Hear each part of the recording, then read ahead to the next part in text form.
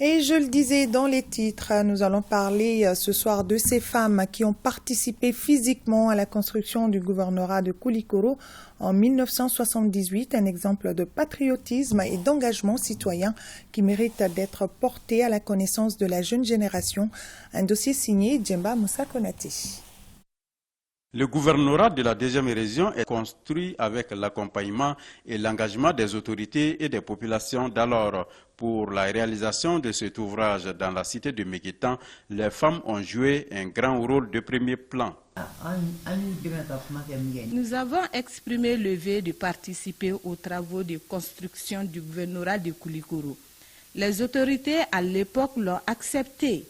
J'étais la présidente des femmes de Koulikoro. J'ai fait appel aux femmes de tous les quartiers de Koulikoro.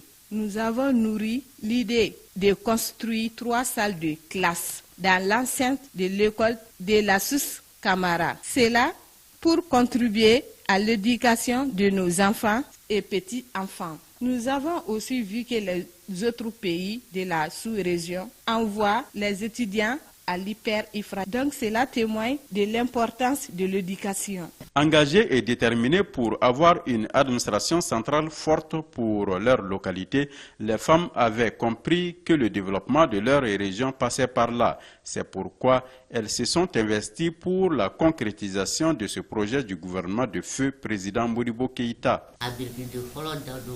Le jour où on a posé la première pierre du gouvernorat de Koulikoro, c'est nous qui sommes partis chercher de l'eau à Djibleni pour les travaux. Nous avons rempli les fûts. Le lendemain, nous avons aidé les maçons à transporter les briques, le ciment et le sable. On allait sur le chantier pour aider les maçons. Nous avons aussi collaboré jusqu'à la fin des travaux de construction du gouvernorat.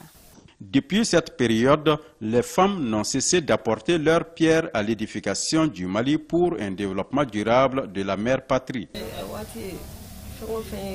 J'ai participé activement à la construction du gouvernorat de Koulikoro.